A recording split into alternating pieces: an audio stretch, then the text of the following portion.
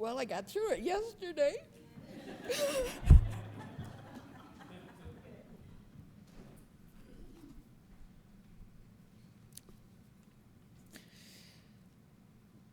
Bawled all the way through it the first time I saw it. So,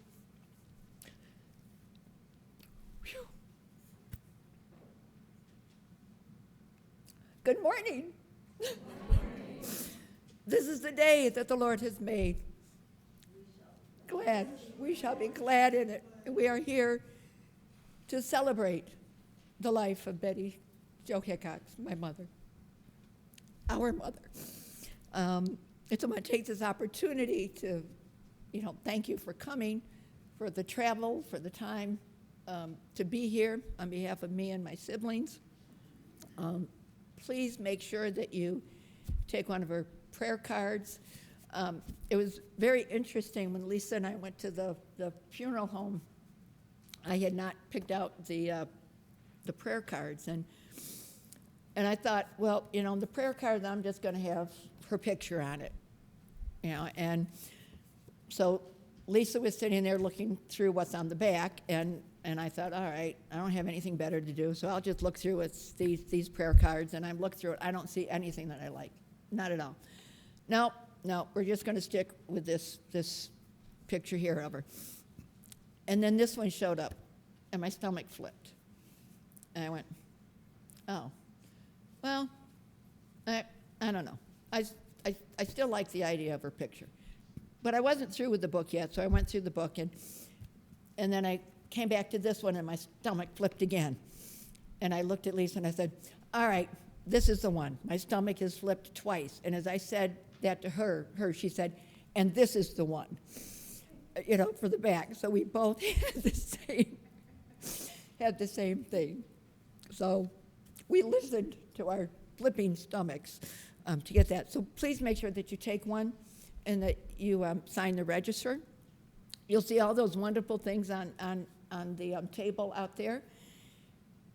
If there's anything that you gave her or anything that would mean something to you, please take it with you, because then I don't have to take it back to my house. There's a basket of eggs. For those of you who knew my mother well, she collected eggs, and a lot of us would always, when we would travel, would bring her back an egg. So please, particularly that basket of eggs, please take one and take a piece of Betty with you as you leave today. We were going to try to record the service, and the camera was working at the beginning, but it doesn't seem to be working now, correct? Right. So unfortunately, because we were really hoping that we could record it for out-of-town people, but we seem to be having a network issue. So it'll just be us. We'll be good. We'll be good. I am the resurrection and the life. He who believes in me will live a new life. Mom is now living her new life.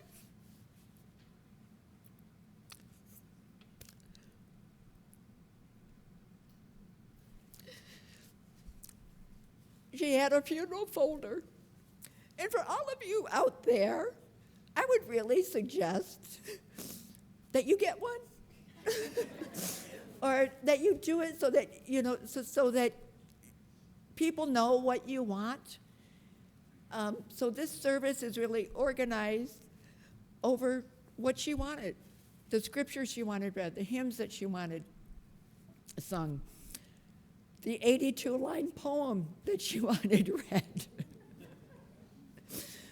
We'll talk about that poem when we get to it, but not quite sure where that came from, but it was obviously important to her. So as I said, this is Betty's service, and we will start our celebration, celebrating her life and her 97th birthday today with hymn number 310, He Lives. Please stand as you are able.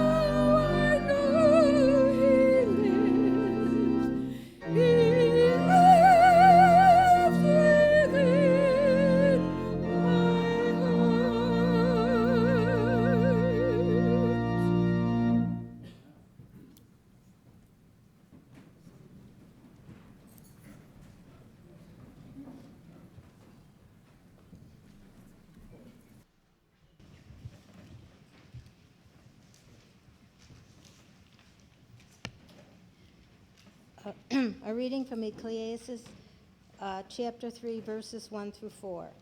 For everything there is a season and a time for every matter under heaven. A time to be born and a time to die. A time to plant and a time to pluck up what is planted. A time to kill and a time to heal. A time to break down and a time to build up. A time to weep and a time to laugh. A time to mourn and a time to dance.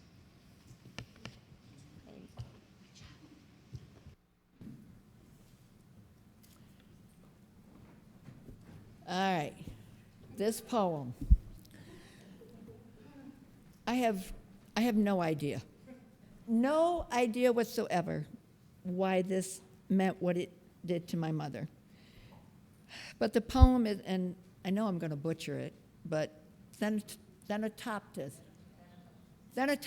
See, I knew I could count on my husband to tell me how to pronounce it correctly. It was written by William Cullen Bryant, who was a poet who was born in the 1700s, late 1700s, died in 1800s. And it's Greek, referring to a consideration of death. So it is a poem of encouragement and reverence for life and death. It informs us of the fact that everyone dies, no matter how great or small one is in life. We all share this ending and should, therefore, embrace it as a final society of rest and comfort. Again, I have no idea how this poem came to be or what it meant so much to her, but it really must have meant something, because she quotes the last two lines of this poem in her healthcare proxy in her living will. So it obviously meant something to her, and I wanted to list the readers and who they were in relationship to her, but it was going to take the whole page. So it's just being read by her family, starting with her nephew and niece, and then graduating on to grandkids and great-grands. And so, you're on.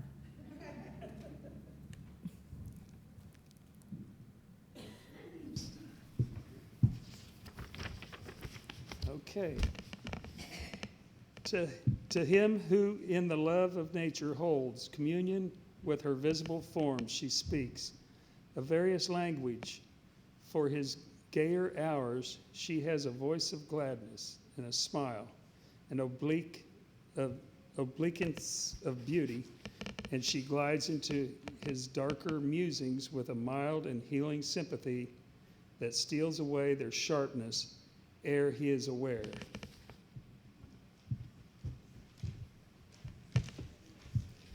When thoughts of the last bitter hour come like a blight over thy spirit, and sad images of the stern agony and shroud and pall, and breathless darkness in the narrow house, make thee to shudder and grow sick at heart.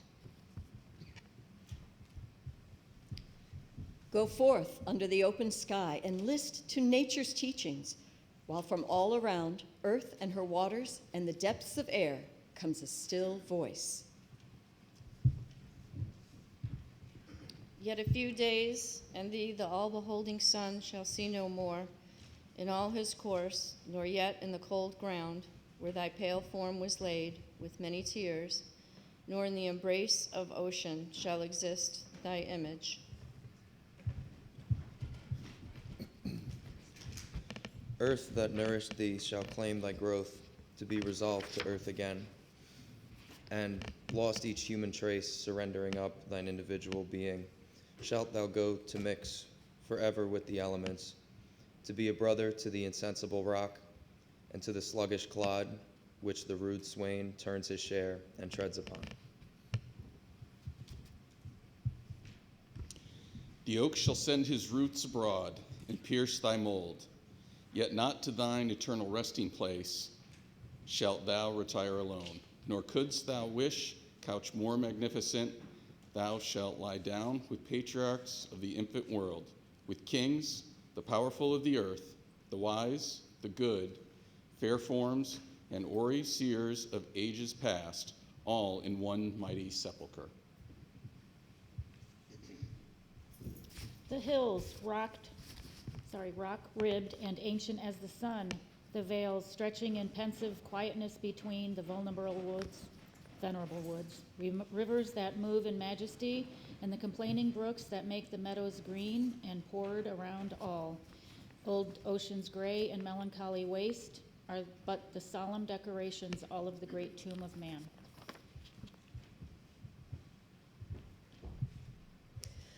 The golden sun, the planets, all the infinite host of heaven are shining on the sad abodes of death through the still lapse of ages.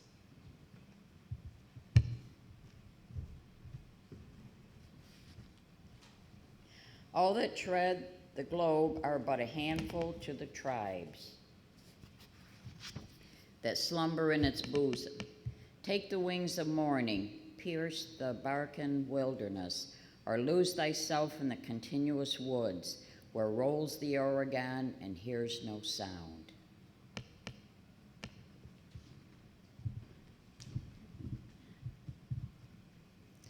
Save his own dashings, yet the dead are there, in millions in those solitudes, since first the flight of years began, have laid them down. In their last sleep, the dead reign there alone.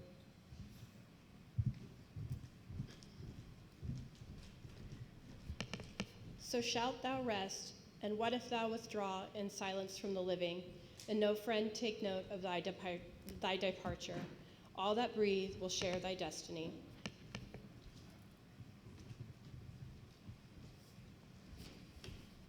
The gay will laugh when thou art gone, the solemn brood of care plod on, and each of us, as before, will chase his favorite phantom.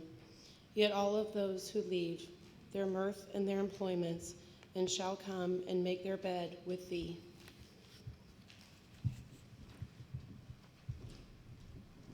As the long train of ages glide away, the sons of men, the youth in life's green spring, and he who goes in the full strength of years, matron and maid, the speechless babe, and the gray-headed man, shall one by one be gathered to thy side by those who in turn shall follow them.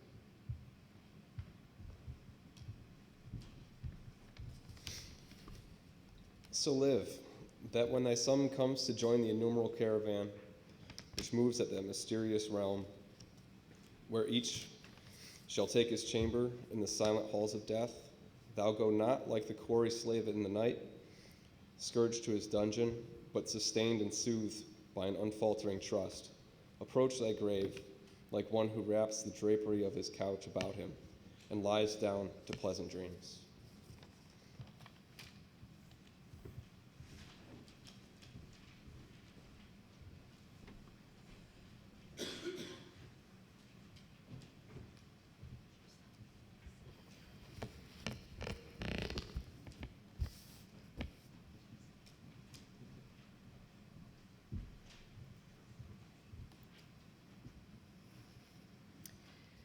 This is John 14, 1 through 3. Do not let your hearts be troubled. Believe in God. Believe also in me. In my Father's house there are many dwelling places. If it were not so, I would have told you that. I go to prepare a place for you. And if I go and prepare a place for you, I will come again and will take you to myself, so that where I am, there you may be also.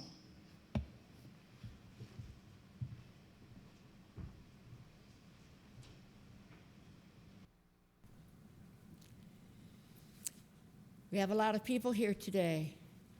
I'm sure there's lots of memories. I'm going to go last so I can tell you you're all wrong.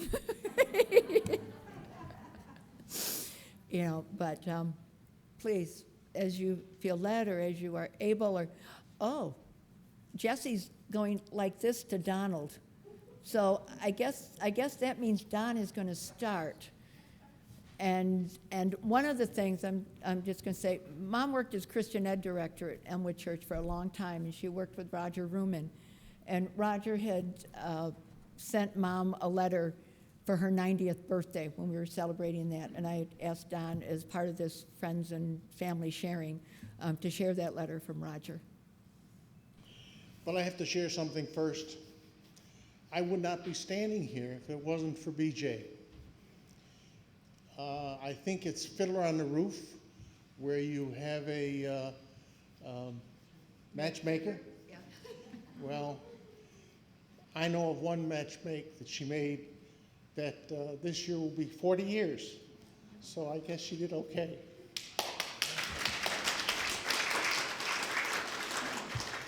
I don't know whether my lovely wife will, in her time of sharing, will share some of the crazy ways BJ caused that to happen. We'll wait and see what she says. But this is the letter that Roger Ruman, a great pastor that we had at Elmwood, wrote to Betty on her birthday. Betty, I always said that I would rather have Betty Hickox as my Christian education director than anyone that came out of seminary during my tenure as pastor. There are many reasons for that. First and foremost was your faith commitment. When it came to your faith, there was no one that could surpass you in sharing a clear testimony to the reasons for your commitment. After all is said and done, that's what the work was all about. Then good old Betty, character was solid gold. There's not a whole lot to be gained if the presentation gets an A, but there are cracks in the character of the person presenting it. The effort is only as good as the person who stands behind it. You were worth, and that's underlined. Knowing Betty, thanks. Then there's this matter of enthusiasm in doing the daily and the special tasks. I know a time or two when what was going on in your life was short of deserving enthusiasm, but when it was time to involve the kids, that never came through. Betty was nothing less than all fired up. And what shall we say about the support Betty gave her boss? It was always 100%. Not always well-deserved, but always faithfully delivered. To itself, that goes a long way in making any effort successful. Yes, we are here to say something about the insight and imagination that you brought to your job. I'm marveling at the new ideas that spun out of your commitment to the task. You never seem to have a shortage of new ideas to try. This doesn't exhaust the gifts I saw in Betty, but they do identify what made her a special person for the task. And though they relate to a specific role, there came not from fulfillment from role, but from the person you are. They are part of why it is joy to celebrate you and your life and what you meant to all of us. Thank God for Betty and for the gifts that have enriched our lives through her, and that's why we rejoice to say, happy birthday, Betty, and God bless you.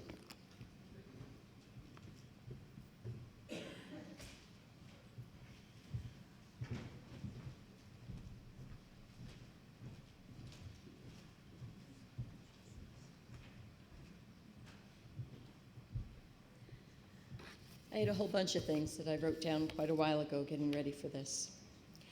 So what I remember as a child, singing by the fireplace for Christmas with Lynn on the piano, having a fire in Grandma's house, that was just so cool. Exploring the bowels of the house, cellar bedrooms, are you kidding me? That was the neatest thing. Grandma's hugs and singing to me when I would first arrive. Come on, guys. I love you, a bushel and a peck. Oh, yeah. Grandma rubbing my back and arms as I sat at her feet. Staying to be a camper for summer's best 2 weeks. Jell-O with veggies in it. Never could she serve plain Jell-O, and it wasn't just a few veggies. It was stuffed with veggies. Elmwood Church, we were there almost as often as Grandma whenever we were with her. Playing in her yard, the adventures that we would have. We'd go up almost to 81. I don't think she realized we went that far up. Feeling accepted for who I was. That was not very common for me growing up. I look at it now and It's quite possible I'm on the spectrum somewhere, but I was unusual. I was different. I was not easy to get along with, I guess. But Grandma knew me, and she loved me as I was. I remember Easter egg hunts in that huge backyard of hers. The big goldfish in her sunken pool. That was her attempt at a koi pond. Reading. Oh my gosh, she had shelves of books that I devoured when I was there, and she always had one that she was working on. I'm not sure if it was her I got the habit from, but having a book in almost every room of the house with a bookmark in it, working on them all at the same time. What I remember as a teenager, staying to be a counselor for summer's best 2 weeks. She knew where to find good workers. Learning about quilting and sewing. She was always willing to share her knowledge. Talking. She was my confidant. I didn't have many friends growing up, and in my teenage years, I really needed somebody that I could share with the things that I was going through. And she was my best friend. I remember staying for the weekend. We'd put on the kettle and start drinking tea, and we'd be talking until the wee hours, and finally Grandpa would yell from his room, "Will you shut up and go to bed? It's 2 o'clock." So we'd have to put everything away, and okay, we'd go to bed. But those were my girl nights. I didn't have girlfriends to do that with. I did that with Grandma. Watching her continue to grow and learn. I mean, she got her GED in her 60s. She was leading the youth group in her 60s. I remember she told me once, I only broke a bone twice in my life.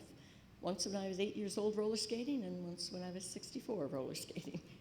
I should have known better. Helping her take care of that great big backyard. Again, being accepted for who I was, but encouraged to be a better version of me.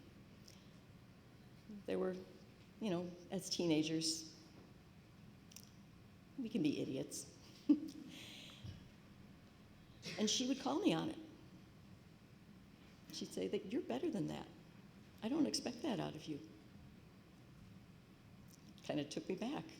Like, well, that's what everybody, I don't care. You're not everybody. And I expect better. Okay then. I tried to live up to it. What I remember as an adult, Grandma always had good advice, but didn't give it unless you asked. I could still confide in her. I remember sharing with her my fears about marriage when Peter had first proposed because of what I had seen of her marriage and my parents' marriage.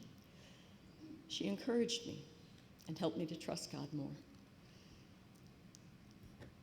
Watching her continue to grow and learn and follow the Lord, the many, many letters she wrote me during college and even in my early marriage. She encouraged me in whatever challenges I faced. She would remind me that I had God's strength and wisdom to lean on. Her singing to my babies like she had to me, and teaching a couple of my children sewing for a homeschool class because they wanted to learn to make clothes, and while I can quilt, I can't make clothes. So I sent them to her, and they stayed with her for a long weekend and exchanged housework for sewing lessons. The beautiful quilts and handmade ornaments that she made for her grandkids and great-grandkids. That she was always a resource for whatever was going on in any of our lives. And I especially remember her helping the old folks when she was in her 80s. She would go to the senior center and help the old folks. Her character, she was always very strong. There were things that she went through that should have broken her and didn't. She knew who she had to lean on. She was always loving, accepting of others, interested in everything and everyone, making the best of whatever situation she was in, thrifty. I definitely got that from her. Compassionate, always helping others in various ways. I don't think there was anybody who didn't like Betty. And I'm very proud to have known her.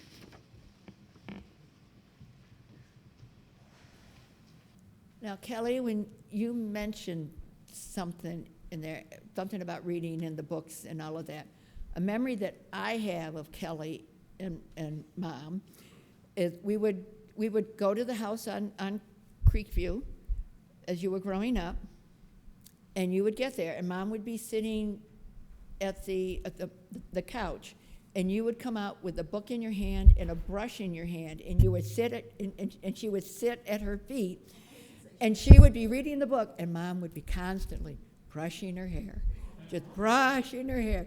Kelly loved to get her hair brushed, and she would just, and Kelly would just sit there with the book, just reading the book. Mom would be brushing her hair. So, come on. Oh, yeah. Yeah, oh, I know us kids have stories, so, but there are a lot of you out there who grew up with her. And my kids would be very familiar. And I think there was one time we were in town, and Abby must have been at school or something, and Dan was commenting that it was really too bad Abby was going to miss the Waldorf salad. So that was sure something about Mom. Mom was born poor and never seemed to get by the fact that she was deserving of the things that she had or the places that she could go. Because others had less, and she didn't want to be seen as being bragging. From the jacket loaded with patches, I swear I told my sister to have her cremated in that jacket, to her walker that allowed her to stand up straight. She had accomplished, yes, she had accomplished so much from her beginnings, raising 5 kids spread out in ages, getting her GED, taking a college psychology class. She was a Girl Scout leader, a Christian ed director. She was able to sew just about anything. She was a poet, a quilter. She survived my teenage years. She was a singer. There weren't any cassettes, CDs, or DVDs on all those trips to Kansas City. We learned Harvest Moon, My Grandfather's Clock, Wild Irish Rose, Those Little Girls of Mine, and A Bushel and a Peck. I could go on, but we'd be here all day. She made sure we ate like kings, even the sweating kitchen. Even in the sweltering kitchen heat of summer. And if we were nothing else, we were flexible, which meant you pretty darn well do what she wanted to do. She was our mom, our mother-in-law, grandmother, aunt, and friend. She was a treasure, and we were lucky to call her ours. And while we were sitting here talking, I know you've got a bunch of memories, but the thing that always comes to mind with you is us. We are in church, washing those, you know what, rocks every summer that we went for that week to help out. We'll have to tell you about those rocks later, yes.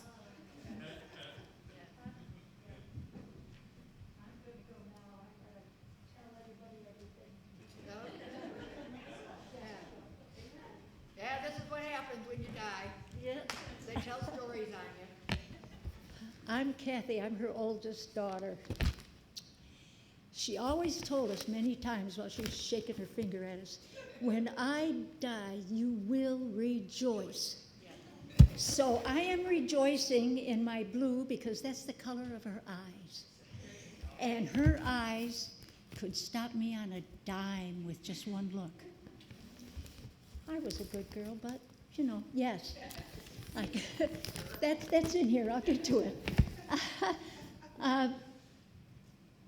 When she fell and broke her hip, Lynn did more of the caregiving than anybody did, but Lisa and I each took a week. And while I was doing that, I thought I would get through this. I realized what she gave and did to raise her family. And it was good, and I was so proud to give back to her. It was one of the most wonderful things to achieve, and if you get a chance, do your mom. It is so enlightening. It seems like she never got a break. There were 5 of us, and if one of us got sick, there was always one of us sick or hurt. And when one kid would get a childhood disease, and of course they went through us like crazy, she had a sick kid for weeks and weeks. And she always, Betty, she always had a smile. It never seemed to do anything to her. And what I'm going to tell you, none of it happened at the same time. And it all happened within, I don't know, however many years we had her. But I felt it was easier to tell if I did it by child according to age. So this is going to be real good. You'll love it, Lisa. Hold on. I think the real adventure started early when a neighbor opened her door and knocked toddler brother Bill, who has passed and we miss, down the front cement stairs of her house, and he bit off his tongue. It was just hanging by a thread. And then he jumped. He was dumb, too. He jumped from a flat roof. We lived in Split Rock, and the house had a garage, and the garage was on the ground, and the house was up a little bit. And it had a flat roof. Well, he thought he'd be cool, and he got on the roof and jumped onto the gravel, cut his head, and then getting off the school bus. I thought it was funny at the time because I was just 18 months younger than he was. And the bus driver, there were a whole bunch of kids around the front door, and the bus driver closed the door on his arm. And he had his arm on with his lunchbox, and the bus is going down the street, and Bill's hanging out the door. And then his lunchbox was swinging and hit the bus manager on the leg. Now, I say the leg because he really hit him in the butt. But we're in church. And he stopped and, let him off. Okay, so that was 3. He was hit in the eye with a sharp stick. He had spears that he made, and he sharpened them. And one of the neighbor kids got a hold of it and threw it and hit him in the eye. And then playing baseball with family and friends. He was went for a fly ball and tripped and tore up his knee. But he was more worried about the pants he had on that he had also torn up. He was more worried about that. Lynn and I did a duet for her. I had hepatitis and mono at the same time she had pneumonia. I came home from high school, and we got in bed and slept together. And when I woke up, the doctor said, yeah, she's got mono and hepatitis, and Lynn is laying there with pneumonia.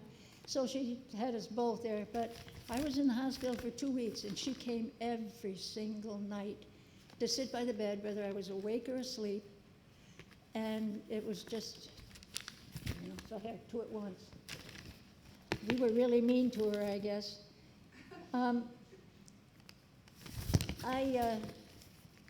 I was pulled out of Janesville Reservoir by a lifeguard. I caught my finger in a running fan getting off the school bus. I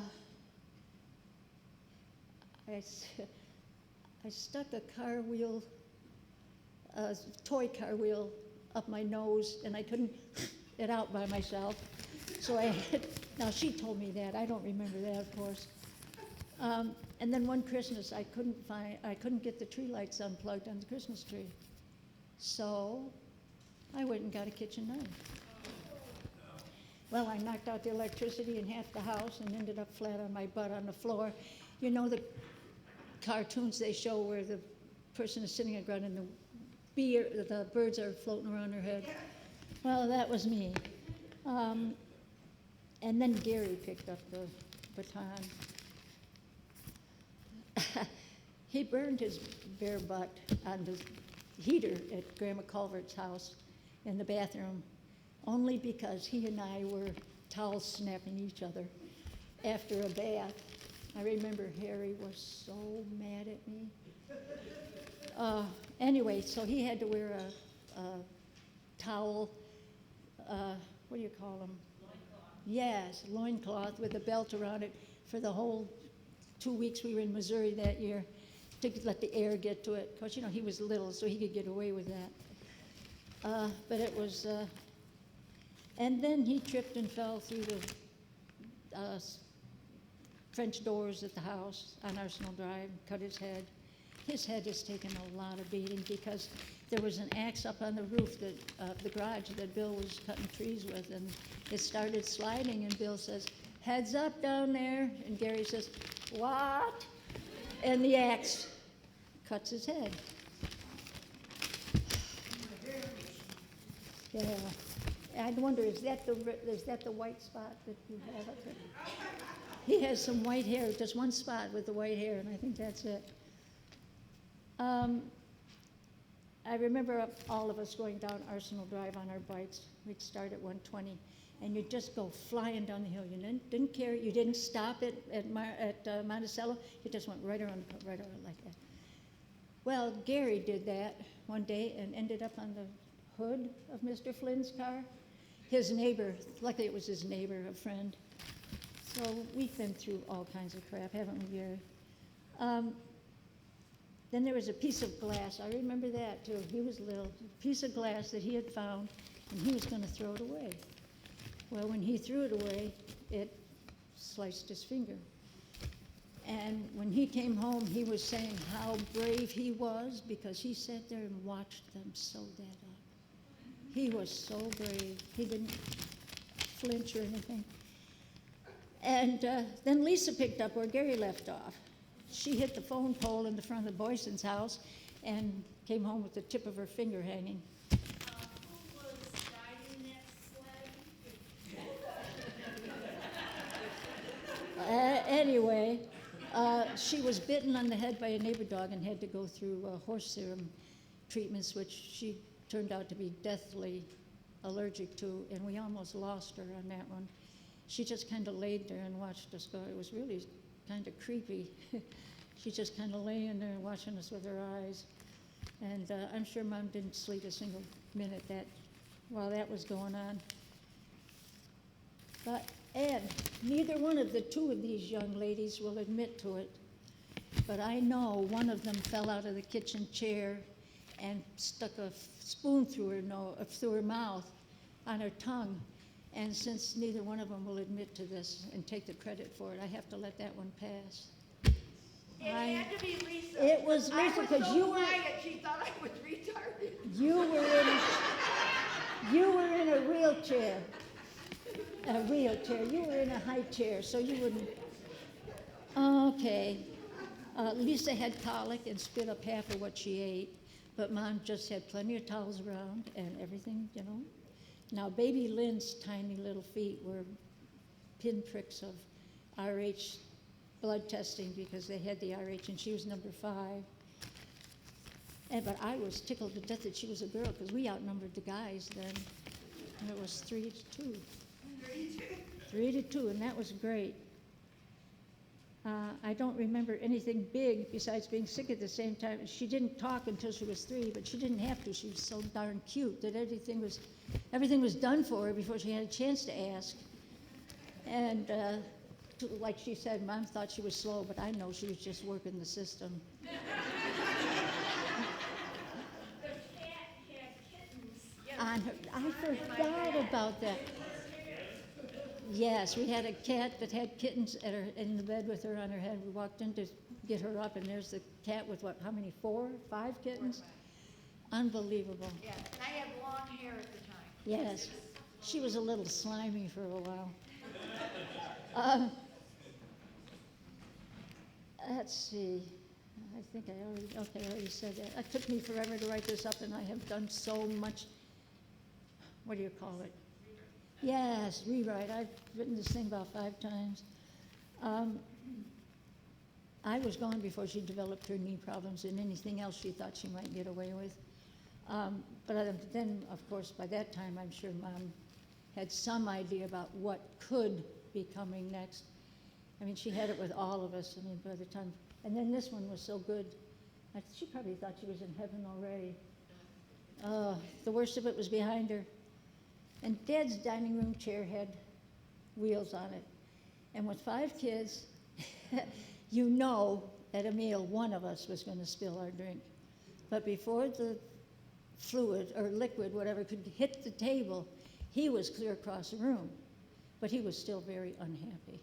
And Mom would just get up and get a towel, never scold us, never yelled or anything. She just went on about her business. And we all remember the melodious yoo-hoo that we got when it was time to come home or time to go to bed. And I don't think anybody else in the neighborhood had such a beautiful come home call as we did. Except, boy, when Harry did it, it was outrageous. You remember that? Oh, no, it was not good. But Mother would go out there and it was yoo-hoo, and you could hear it all through the neighborhood. It was, at the time, it kind of embarrassed us, but when I think about it, God, that was lovely, wasn't it? Love was like a song and he was like a song. Yeah, it was bad. At least he tried, I guess. We fostered a baby girl named Missy, and a boy named Larry. There was always room in her heart for another one that needed love and extra care. You could ask her anything. You might not like the answer, which lots of times I didn't. And I'd go very quietly into my room, and I'd close the door, and then I'd go, or hit my pillow, or kick a teddy bear or something.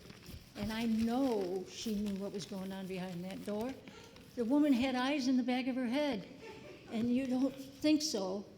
When I went to take care of her, the week she broke her hip, I was sleeping on the cot. It wasn't a full couch, it was a love seat. And I accidentally kicked the Christmas tree over, and it might be that one that she had on the table in the corner. And I said, okay, that's all right. I'll get up, she's 90-some years old. I'll get up and I'll, fix it up and everything. And so I do that. And the next morning she comes out of her room, and she goes and she sits in her chair, and she looks over the tree and says, something's wrong with that tree. That Santa ornament was over there. So I think, how did she know that? I was so careful. I was really, really careful. She crocheted sachet bags, try to say that 3 times, for teachers' gifts, and she taught Girl Scout badges and led troops, was a Cub Scout den mother, sang in the church choir, worked at a local laundry, and she designed and created Dandelion, the puppet that she used for teaching, what would you call it? A teaching aide when she was the Christian Ed director, and she made sure that the Summer's Best 2 Weeks continued after the youth minister was relocated, and Jessie and Lynn were her nurse people, and it was, she had people coming up to her years after saying, Mrs. Hickox, I was a Galatian, or Mrs. Hickox, I was a Roman, and I don't, and her granddaughters, Melissa and Renette, would come up from Kansas City and to go to these things, but they never missed taking a Luigi's Pizza back to Father Gary. So she made the best Christmas cookies, and read to each of us every night until we could read, then we read to her.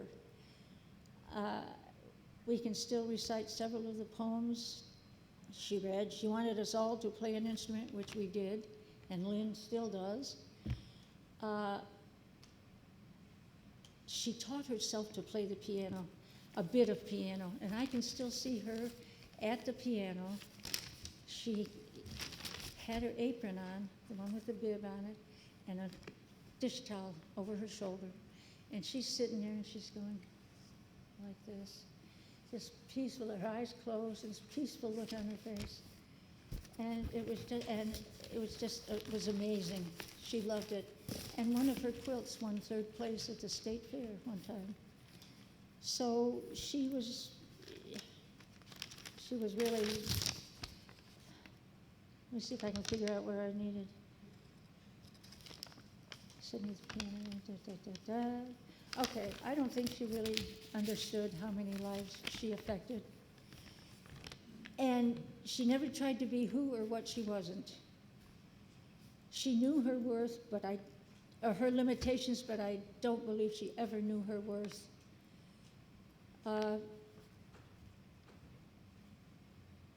She never wanted to be the center of attention, and I have to tell this about the night she passed. Jess and Lynn and I, we had been watching over her all day, all night, and the next day. And no, it wasn't, and so we're watching over her and telling her, it's okay, Mom, you can go, we'll be fine.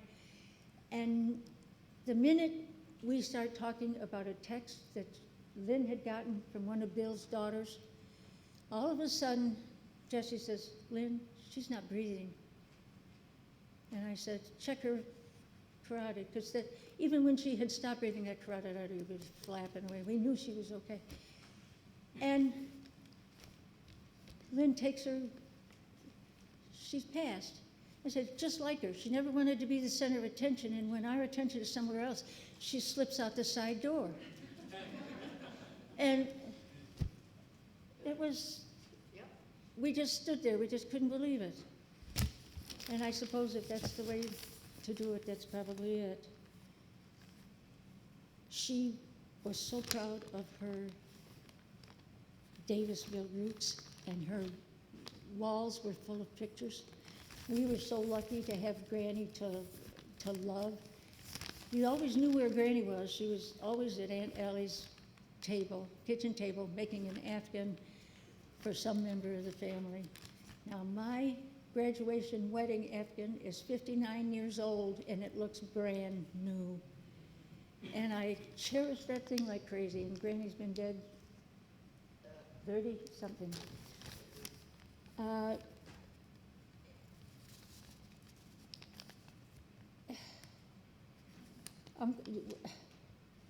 Aunt Allie and Uncle Joe with his garage full of bicycle parts. Oh, Lord. And Aunt Mary and Uncle Roy, the sheriff, who would load us all up in his, you probably remember this, in his sheriff's car and take us out into the country and run that siren. And we loved it. We just thought it was great. And he did that for us. He had a carload of us. You too, probably. It was, we had a good life. We had good people around us. Hank and Helen, Bobby and Vern, Aunt Velma, and a gazillion cousins. And so the Granny's Kids reunion started, and I think she came up with the name and made banners for us and for use at all of them. And she also wrote poems for, and that has to be where Kimmy got her talent for poems, from her grandmother. Uncle Joe always called me Little Betty, which I never understood at the time. And I didn't understand it until I saw her picture on my driver's license. Then it kind of stuck me a little bit. So I mentioned it to her one time, and she very seriously, mind you, says to me, How could they make such a mistake? Duh! I don't know. She taught us many things, but I think the best thing she ever taught me was how to cut up a whole chicken and how to squat over a public toilet. Now, that was a talent I needed when we were stationed in Turkey, because there were some places we went that they did not have a toilet, they had a bomb site. So, thanks, Mom.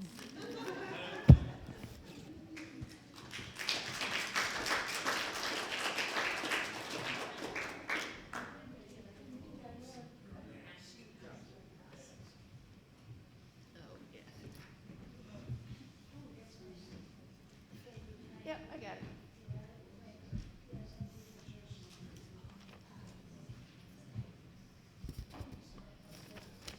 Okay. I'm reading a letter from Tracy, our youngest daughter. She can't be here. She lives in Colorado. So this is her memories. So I'm going to start out with, my grandma is now with our Lord. It is something she longed for, and now she has a new body and is worshiping Him in heaven. I truly could not be happier for her. Those of us left behind will have to be patient and try to live our lives in as meaningful a way as she did until we can see her again. As I think back on my grandma, there are two things that really stand out to me. One very broad, the other very specific. As for the broad, my grandma leaves behind a legacy of faith. In my opinion, this is the greatest thing any of us could ever hope to leave to our children and grandchildren. I know she prayed for me, and I walk with God now, in part because of the time she spent on her knees for me. I am eternally grateful for that. This letter is from Tracy back in 2013 to Grandma. I'm enjoying some downtime as part of my spring break and find myself thinking of you. I'm thinking that perhaps you don't realize what a legacy of faith you are responsible for. I was remembering back to a youth group trip we took when I was young. Kelly Neely and I were hanging out in the bathroom, talking, when she sat on the edge of the sink, and the sink couldn't take the added weight and actually came unhooked from the wall, and water began spraying everywhere. I rushed to an outside closet to turn off the water main, before going to you to confess. You had every right to be angry with us, but your response was completely unexpected. You actually praised me for having the presence of mind to turn off the water, and then you expressed your gratitude to God because one of our chaperones was plumber George Taylor, who had come with us with his business truck. He fixed everything, and you showed not just your faith, but an impressive amount of patience and love. What an example you have always been to me. I strive to emulate for my children the deep faith and trust you have always exemplified toward our Lord. Thank you for a life well lived and a faith lived out faithfully. All my love, Tracy. It was her reaction to this unfortunate situation that has made the greatest impact on me. I was fully entrenched in my shame and sorrow and regret at being so stupid. All she could say was, "How in the world did you even think to turn the water off?" For some reason, she just couldn't get over the fact that my first reaction was to look for the water main and turn it off. Here I was feeling like an incredible idiot, and she kept praising me and making me feel like a big deal for thinking to turn the water off. She hugged me and reminded me that the other chaperone was George Taylor, and he was a plumber who drove his fully stocked truck with him to the retreat. He had everything needed to fix the problem, and he did. God is kind of amazing the way He orchestrates those types of details. I would bet that Grandma would not even remember the story. She wouldn't remember having lifted me up in the midst of one of my greatest teenage failures and making me feel like maybe I wasn't so stupid after all. She found something to praise me for in the midst of my darkness, and the impact is still very real as I remember back to it today. Grandma's reaction in this story won't surprise anyone who knew her well. but I wanted to take a minute to share with you this amazing woman I was able to call Grandma. God bless you, Grandma, and thank you for the way you blessed me. So those are Tracy's thoughts.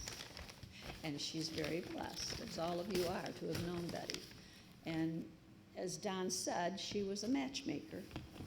When Bill and I had divorced, well, separated even, she kept calling me and encouraging me and coming to see me. And then she would have me drive into town and give me money for gas so that I could drive again for the rest of the week and get around, do what had to be done. And then after a year, I guess, she decided that it was time for me to move on, and Donald at that point was in a position to be moving on, and she kept putting us together by inviting me for dinner, and wouldn't you know, Donald would be there for dinner.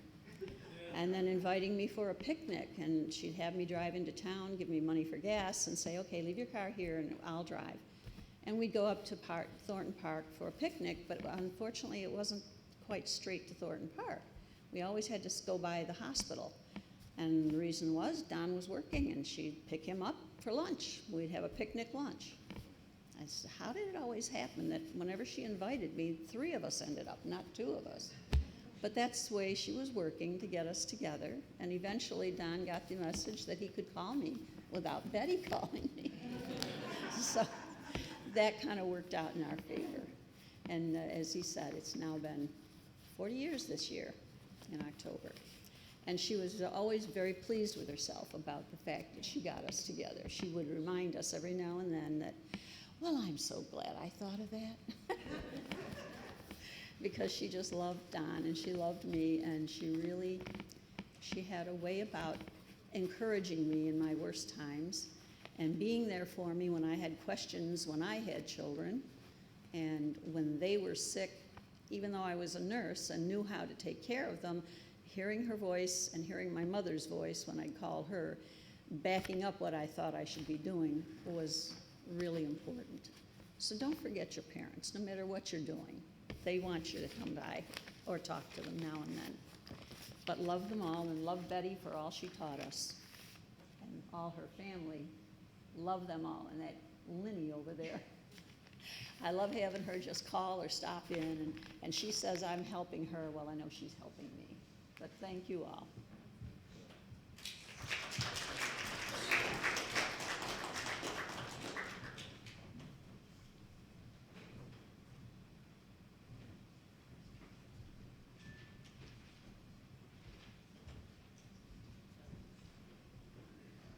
Uh-oh, he doesn't have anything written down.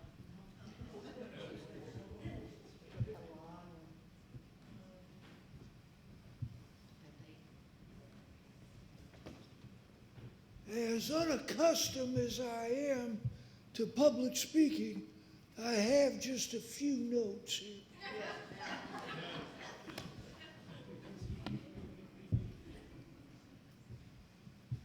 Well, I guess it's time for the best at the last.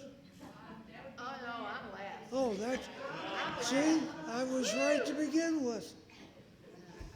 So, I'm the baby boy.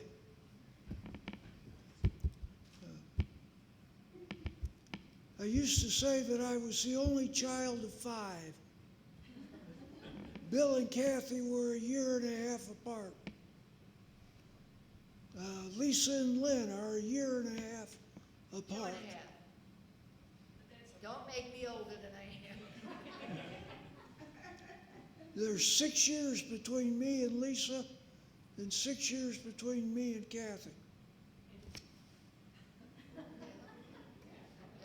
I was the snotty little brother or the self-righteous big brother. You know, I didn't have a friend. Mom used to get tickled when I'd lay on the floor watching TV in shorts because Lisa and Lynn would be there picking my leg hairs. She thought that was the coolest thing in the world. But there's been a couple things, mention of a few things, and a few things forgotten, and I have a little different outlook on a lot of the stuff that went on. I enjoyed the video at the start, especially when Mom and Dad were dancing. I don't know if you paid any attention. He'd have his hand out like this, and Mom's hand would be on top of it. And you watch them, there's not enough O's in smooth to describe Harry on the dance floor. He was a smooth dude.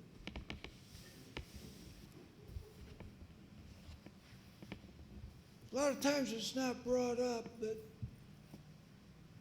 it's part of our lives. They had their problems. When I was in junior high school, late elementary, 11, 12, 13 years old, they were separated. And at that age, I became the man of the house.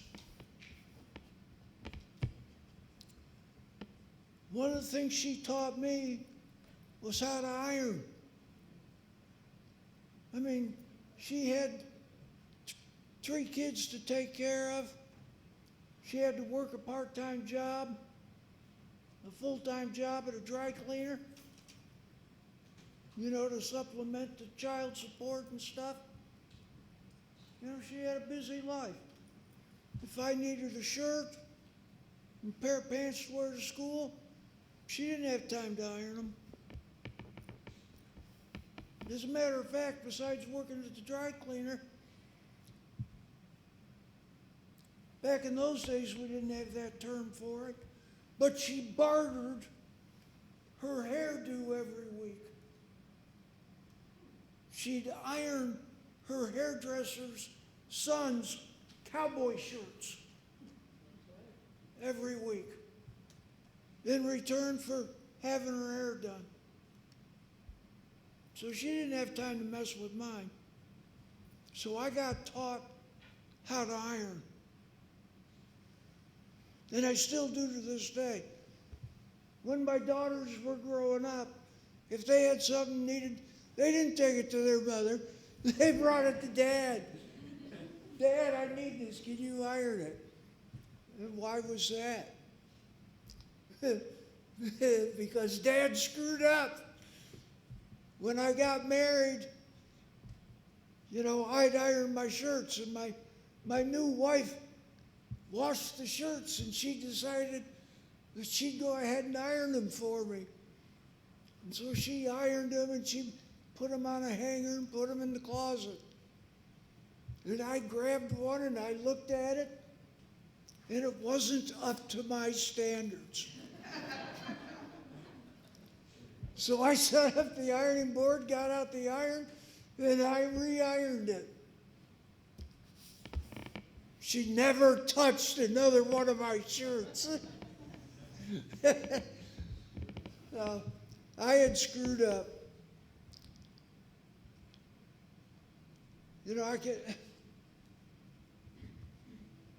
I was her son, and I was her friend for those 3 years.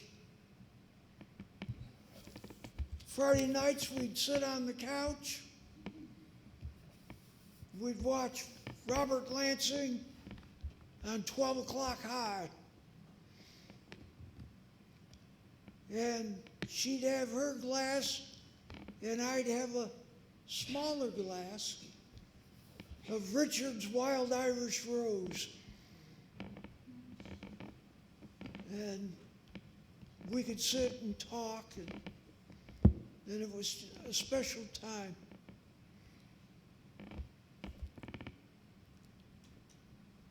I can remember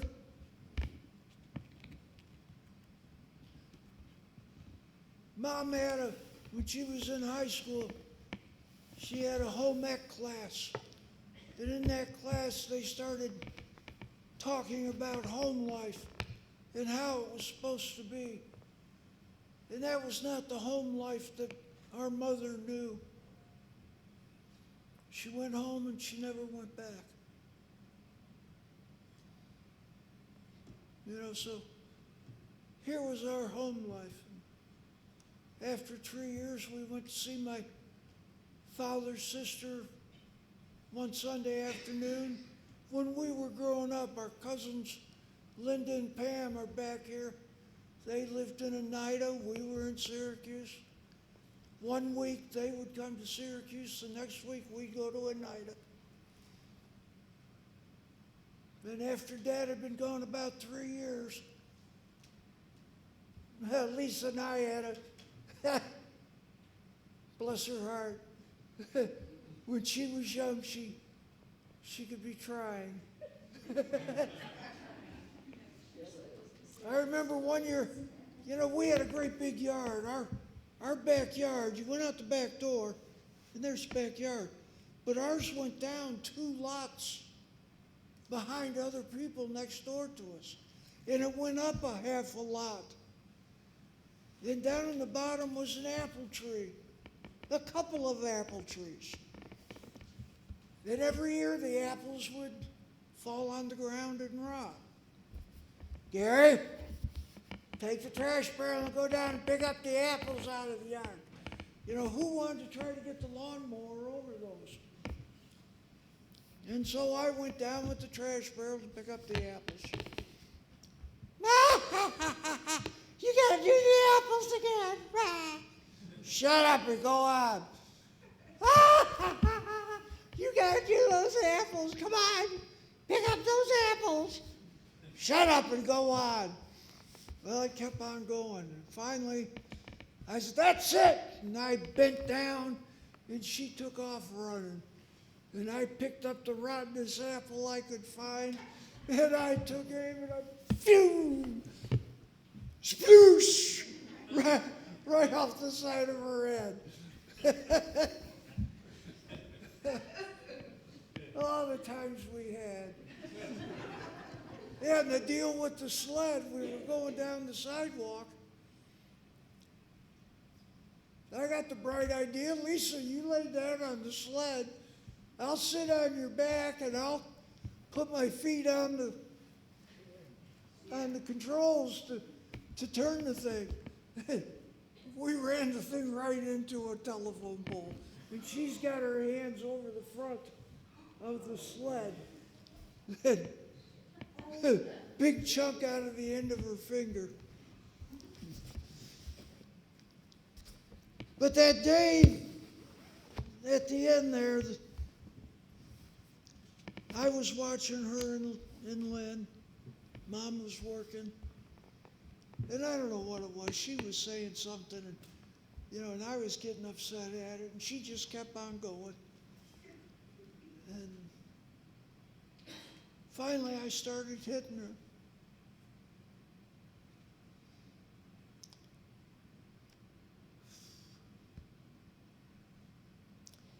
I stopped and called this pastor that we had that was telling us new stuff about Jesus in our lives.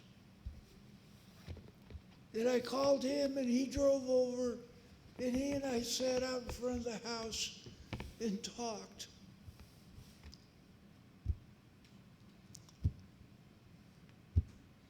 And I decided I couldn't do it anymore. I needed help. And so I trusted Jesus to help me. Shortly after that, we were at Anita's, and I said, the next time you see my father, I want to talk to him. I'd only seen my father twice in 3 years, and that was him driving his car down the road, and of course, one time driving the road, and he went right on by me. The other time I played Little League baseball, and most of my Little League, I was the catcher. And one night, I pitched, and we won the game. So in the paper was an article about First Federal had won, and the winning pitcher was Gary Hickox. And the next afternoon, he was sitting outside the school. He had read it. He picked me up and he dropped me off at the bottom of the turnpike and told me how proud he was of me, that in the paper I was the winning pitcher. And you know, Bill used to play Little League, but then he quit. And he told me how much Bill had disappointed him by quitting the baseball. So a couple weeks later, I heard from him. He was at a laundromat a mile away. I went on down there, and I told him, 3 years is long enough. It's time for this happy horse shit to stop. He took me on home. He went in the house. He and Mom talked for a little bit. And she says, well, if you're really serious about this, you get a hold of this preacher, friend of Gary's. He did. They started going to counseling. And eventually, they decided he would come home. And even that was interesting. Because Kathy and her husband were overseas in Turkey. He was in the Air Force. Dad was ready to come home, but the counselor said, you know, Bill was around. The counselor said, you need to talk to your daughter when she gets home before you come on home.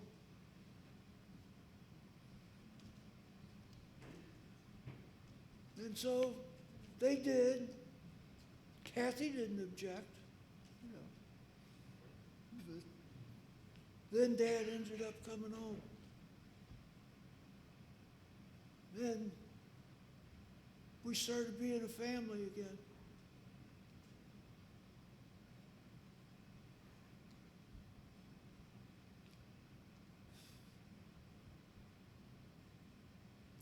I've tried hard with my kids. I don't always do things right. I'm sorry for those times. I lost my wife in December 2015. We had left Kansas City and moved to Branson so that my wife could be near one of her sisters.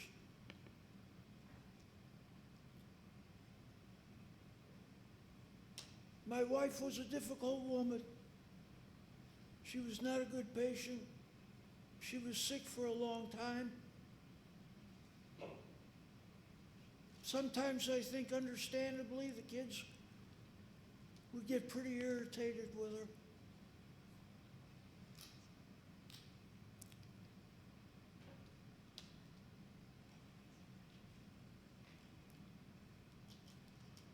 But my 3 years as man of the house made me a better husband. It made me a better father. I don't hate him for it.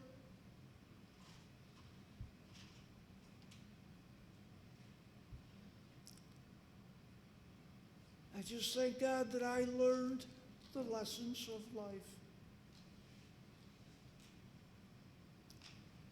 Now that I've been a widower for a number of years, you probably noticed this nice lady hanging around with me.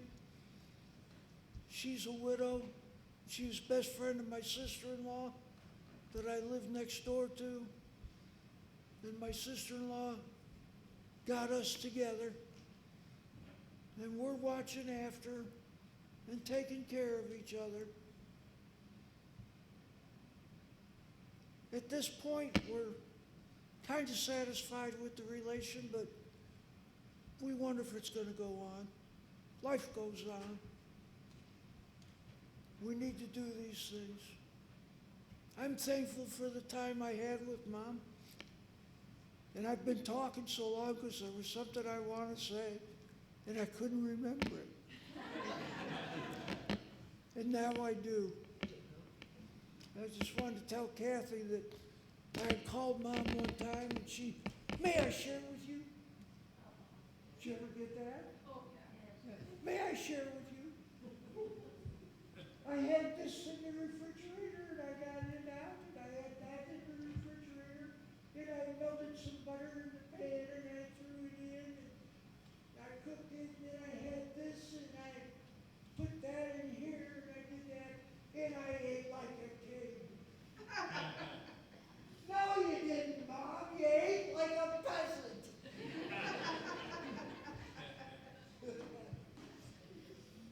You don't have to eat like that. But like Lynn was saying, she was a child with depression.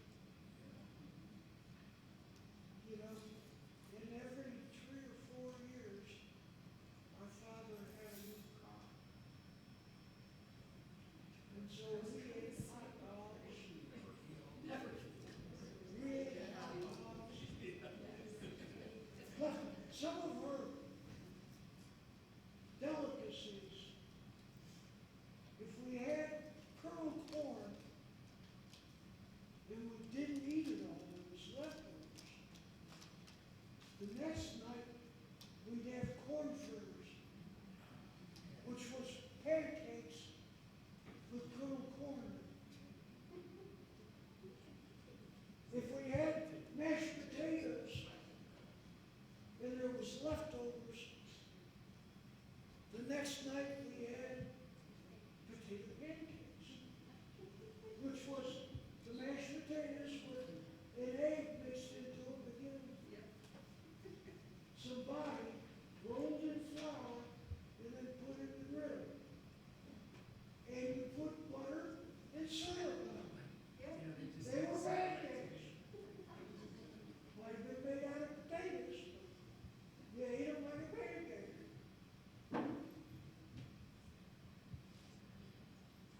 She'd boil up a pan of rice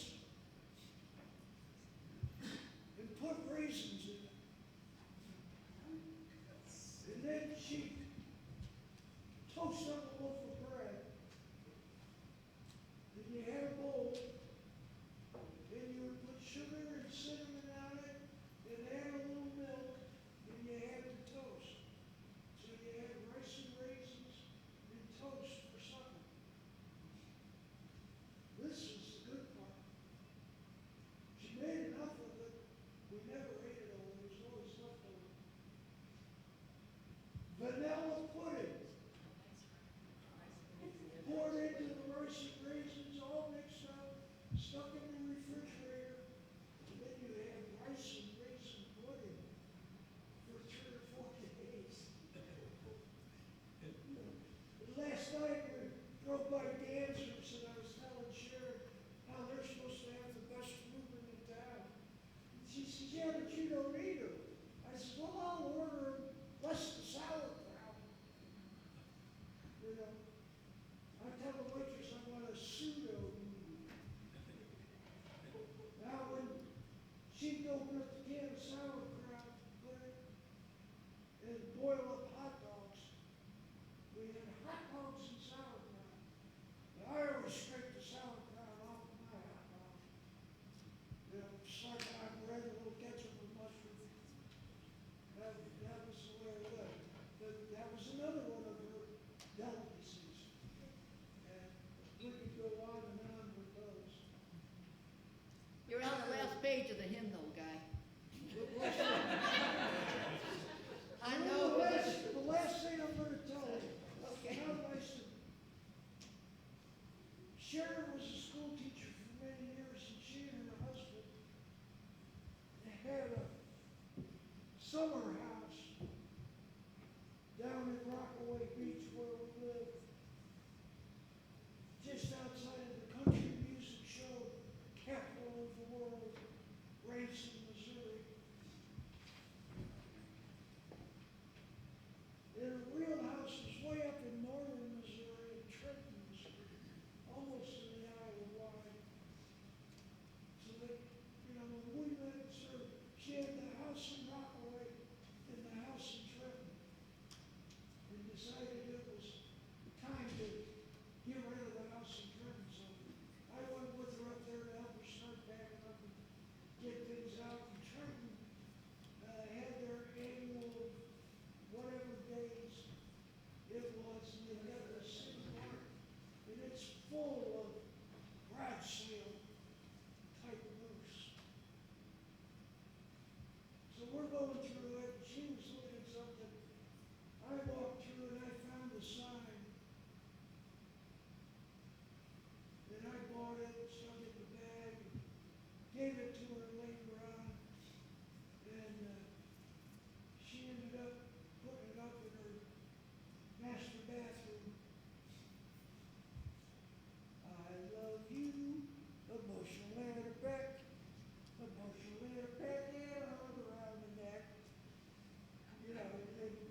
I sung that to her, and I sing her all kinds of songs.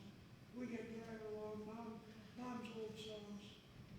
And the one that one of you didn't mention, when we go at night, we have to go through Janesville, up the hill and past the county bed. What song do you think she taught me to sing there? He's in the jailhouse now. He's in the jailhouse now. I told you once or twice. It's better to be nice. You're in the jailhouse now. Thank you. We appreciate all of you coming. We really do. We love your shoes, especially me. And because of life circumstances, I had a great relationship. Thank you.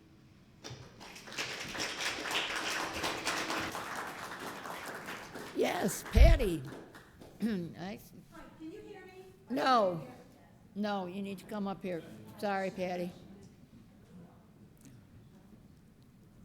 Yeah, my husband and I used to sing with Pat, by the microphone, babe, behind. Oh my God, a microphone. Sorry, there it is. But we used to sing in Syracuse Chorale together, and Patty was one of the activities people up at Summerfield and Brookdale, where Mom was. So I didn't get to know Betty until she was well advanced in years. And first of all, I want to say that Lynn and Bill were so attentive. I didn't work every single day, but it seems like every single day that I did work, they were there just checking up on Betty. But Betty was extraordinary. I live with a person who's very hearing impaired, and I know the feeling of isolation when you can't hear. You can't hear subtleties in people's talking. And that affected Betty a great deal. It did not stop her from being engaged in life.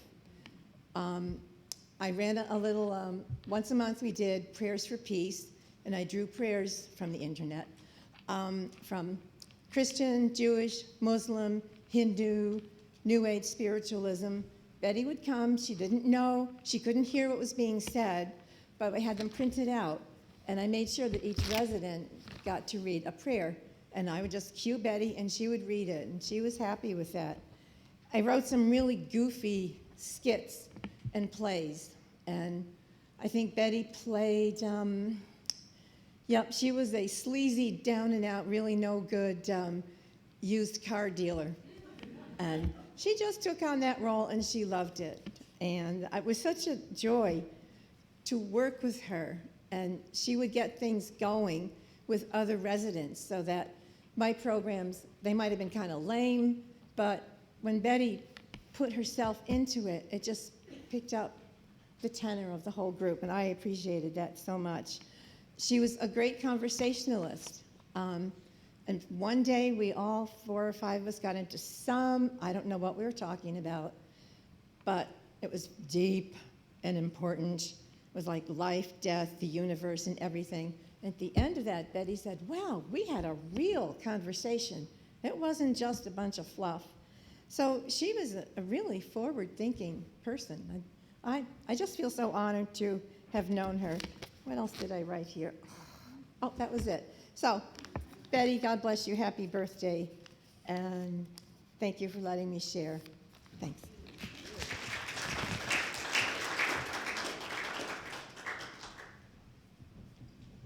I'll be a little bit quicker than my dad was. So we grew up far away, but she always made us feel so special.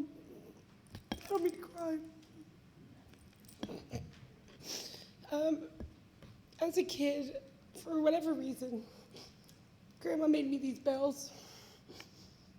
The 12 days of Christmas. I got one every year until I was 12. They were all dated. I once asked her, why was I the only one who got these? And she told me because, well, I'm old and I didn't think I'd be around to do it for anybody else. Today she would have been 97 and now I'm 42. I treasure these so much. So much that I had a cat. I got a cat several years ago and I didn't put my Christmas tree up because I was afraid I couldn't put my Christmas tree up without my bells. And I didn't want her to knock it over and break any. The first one I grabbed out of the box was 3 French hens, but these mean the absolute world to me. The other thing about Grandma was, she sewed and cooked, she cooked, and we kind of joke about the things that she made. One time as a kid, we came and she made peach cobbler, and I don't know that I'd ever had peach cobbler, and I just loved it.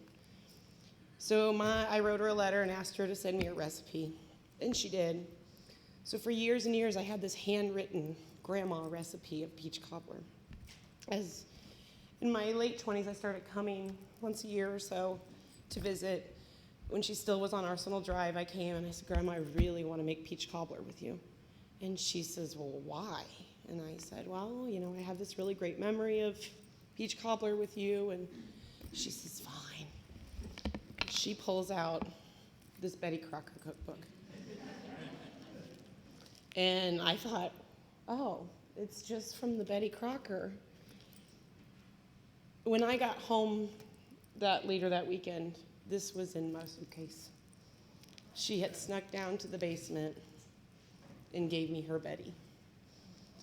I like to share Betty Crocker cookbooks with other people, and how much it means to me that Betty and Betty. So I just wanted to share. She was a great lady, and she just loved our grandkids. We were so lucky to have her, even though we were so far away. She never made us feel that way. So thank you, and happy birthday today, Grandma.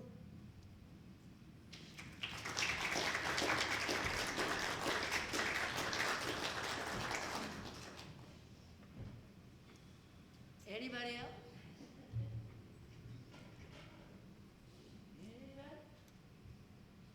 All right. You've heard these wonderful stories about my mother. Oh, have I got some stories about my mother. I'm here to tell you, there's a little different side to my mother. You would not, yes, I'm the youngest of 5, but I'm the only one that stayed local. Everybody else was smart and moved away.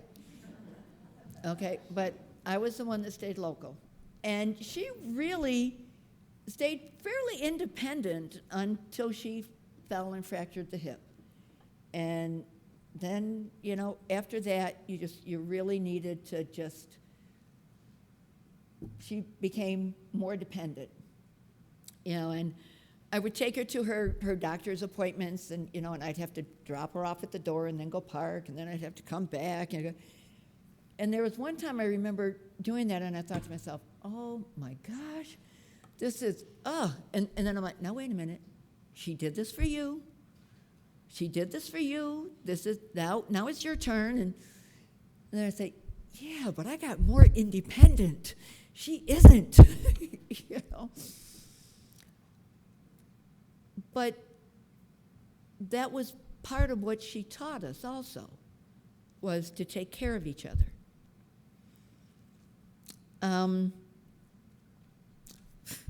Thank goodness for sisters. I would go see Mom, and I'd be on the way home, and I would call one of my sisters, and I would say, I just need to vent. And they say, okay. And they were listening. There was one night, I waited until I got home, and I called Lisa.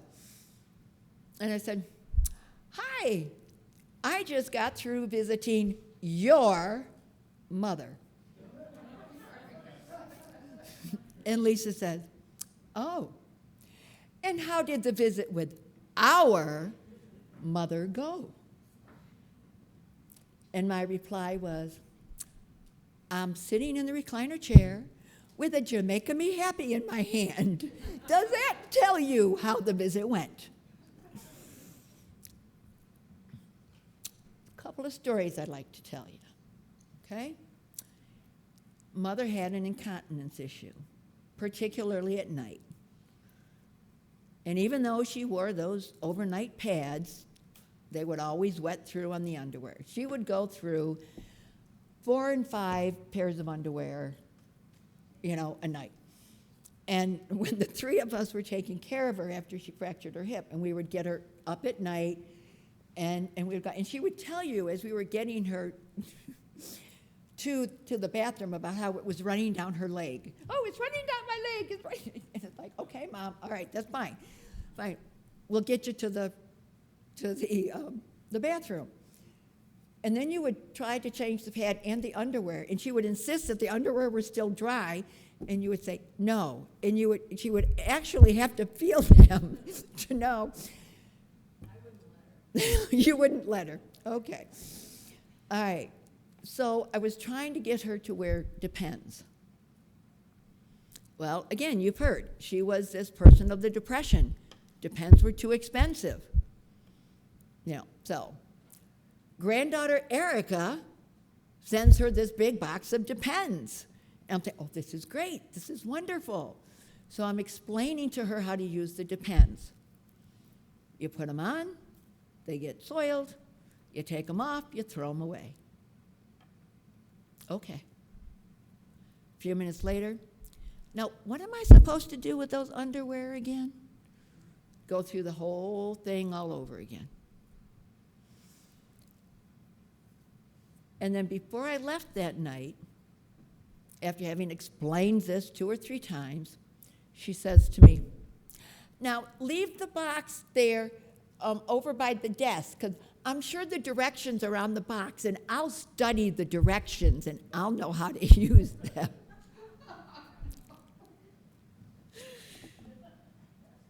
I was like, Mom, there are no directions on the box. You put them on, they get wet, you take them off, you throw them away. I'm taking the box. I'm not sure if that was the night that I called you with the Jamaica Me Happy or not, but that was it. My mother also wore dentures. I usually got her the Effident thing, but there was one time we didn't have the Effident, and I was at the store, and so I got her the Fixident instead. Now, Effident is in a blue box, Fixident is in a green box, okay? I get there one night because now I have the Effident box in my hand, and there was an aide in the lobby, and the aide says to me, hey, good thing you got that blue box with you tonight. And I'm like, well, why? He goes, ooh, your mother is so pissed at you. I'm like, really? Oh, yeah, you got her the wrong thing. They're different. I'm like, they're denture cleaning tablets. What's so different about them? So I go down to the room, and she sees that I have the blue box. Oh, good, you got me the right stuff, because, these are different. I said, Mom, no, they're not. And I show her both boxes. See? Denture cleaning tablet. They're just made by a different company. They're the same thing. No, they're not. You read the directions. That finger. You read the directions. Mom, I don't need to read the directions. They're the same thing. You take the tablet out, you put it in the water, you put your dentures in, you clean them up. They're the same thing.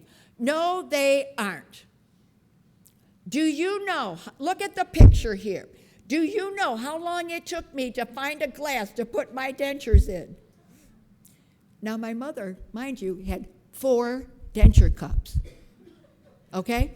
And the aide had followed me down. So the aide is listening to all of this, and the aide looks at me and said, yep, she had every cupboard open in this apartment, finding that glass that would fit her dentures. I was just like, okay, that might have been the night when I called you to say I got the Jamaica Me Happy. But that was Mom. That was Mom. She became very more dependent, in the last couple of years. And as Kathy said, she never liked being the center of attention. And that night when she passed, it was just, again, Kathy and Jesse and I had been there. We'd been there just about all day. Kelly had come to visit. Carol had come to visit. I had even left the room a couple of times because I thought maybe she doesn't want me here even as much as I want to be. And no, and she still would not pass. And it wasn't until we turned our attention to that text message that she went out the back door.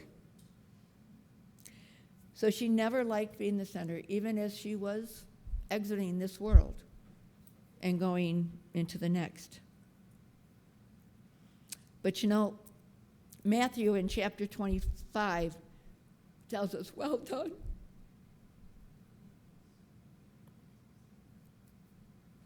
Good and faithful servant. And the Apostle Paul wrote to Timothy, I have fought the good fight. I have finished the race. I have kept the faith. That's my mom. She fought the good fight. She's finished the race. She kept her faith. And she is now in the arms of her Redeemer. And with all of these stories that you've heard about her today, I remember that when I attended the service for my brother Bill, his daughter Kim spoke about his life. And while I listened to her talk about him, all I could think of was what better way to tell people of the accomplishments of my mother and her life than through the poem that Kimmy wrote for her 90th birthday. And what better person to read it than her, Kimmy Kim?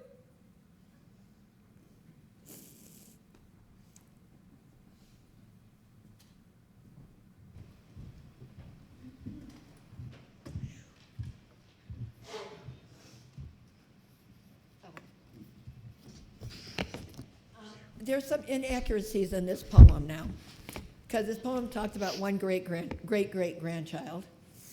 There's now eight. Talks about 20 grandchildren and, 20 great-grandchildren, 12 great-grandchildren, or 12 grandchildren. She's gotten a couple more through marriages and stuff like that, and so we've got some bonus grandchildren coming too, but there you go. You got it. Our story began way back in the day with Betty Jo's birth on the 7th of May, 1925 in Marshall, MO, where she was brought up, and up she did grow. As in every good novel, a young man she did meet, Harriam Hickox, swept her right off her feet. They wed in the year 1943, then settled in Syracuse to start a large family tree. 5 seedlings were started with the sun and the wind, Bill, Kathy, Gary, and Lisa and Lynn. Those seedlings then sprouted some fruit of their own, and that tree grew much bigger with 12 grandkids now grown. The branches continued to spread and grow tall with 20 great-grandkids. Yes, we've counted them all. She grew that tree strong with love and with gifts, afghans and quilts and handmade ornaments. She protected them all from the storms and the cold and created the memories that we treasure like gold. Elmwood Camp every summer with a fun overnight. Romans and Galatians, the race was always tight. Singing at the piano, lessons how to sew, playing in that big backyard are things that we all know. Her tree has grown throughout the years, but it is far from done. This month, the blooms continue with great-great-grandchild number 1. Today it is her birthday, and all the gifts we see are things that she has given us within our family tree. Love and faith and strength and grit and creativity with much compassion and a dose of generosity. So here's to you, Miss Betty Jo. We lift our Baileys high and toast the woman we all love the apple of our eye. To start it off, we'll have a bite and eat with a runcible spoon, then end the night all hand in hand as we dance by the light of the moon.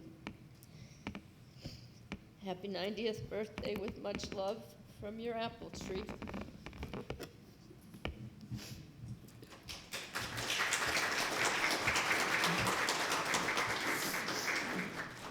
You know she didn't like to be the center of attention, but for her grandkids, she would do anything.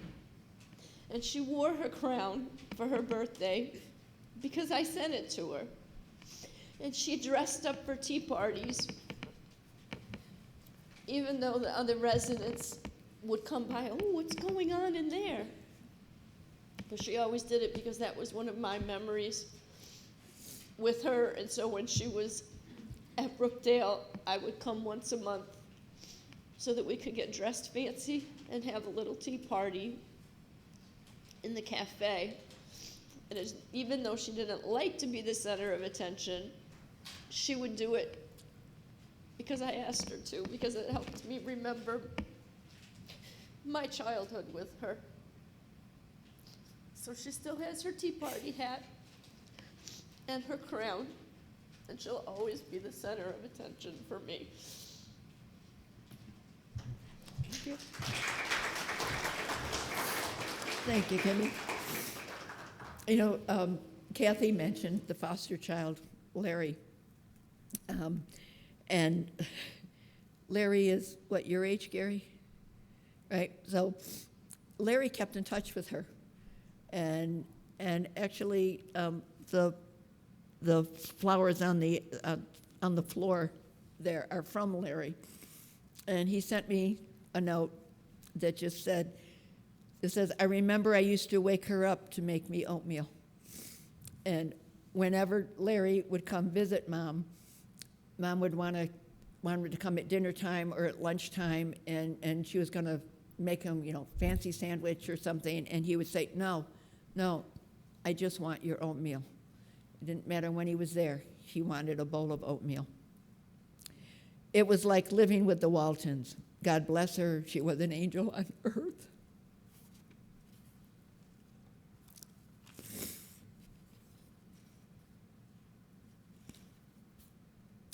And the other hymn that she wanted was Hymn of Promise. So as we close this celebration, and I'll definitely invite you to share lunch downstairs, please do. And again, you know, anything out there on the tables that are of interest to you or that are reminders of Mom, please do. Hymn of Promise, number 707.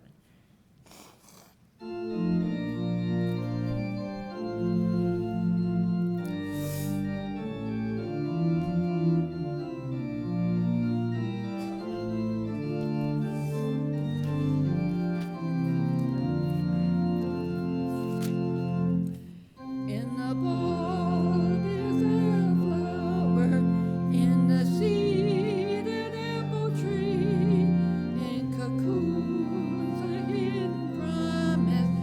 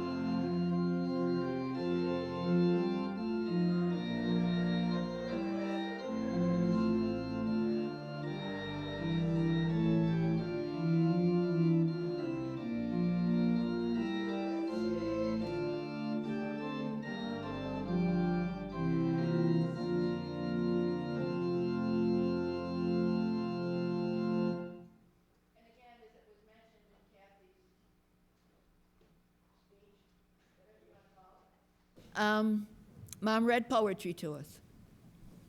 Oh, and again, there are many of us who know parts of those.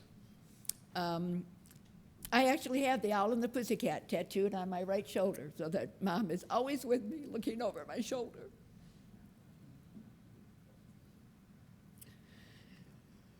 So, the owl and the pussycat went out to sea in a beautiful pea-green boat, took some honey and plenty of money wrapped in a 5-pound note. The owl was above, and he sang to his small guitar, oh, pussy, my love, what a beautiful pussy you are. What a beautiful pussy you are. Said the pussy to the owl, you elegant fowl, how charmingly sweet you sing. Oh, let us be married, for long we have tarried, but what shall we do for a ring? Sailed away for a year and a day to the land where the palm trees stood. And there on the wood a piggy-wig stood, with a ring on the end of his nose with a ring on the end of his nose. Are you willing to sell for 1 shilling your ring? I shall, said the pig. And they took it away and were married the next day by the turkey that lived on the hill. And so they dined on mince and slices of mince that they ate with a runcible spoon. And hand in hand on the edge of the sand, they danced by the light of the moon, they danced by the light of the moon. And another family tradition, as we are getting ready to go down and partake and continue in fellowship with each other, I'd like to offer a blessing. Come, Lord Jesus, be our guest, and may this food to us be blessed. Amen. We'll see y'all downstairs. Thank you.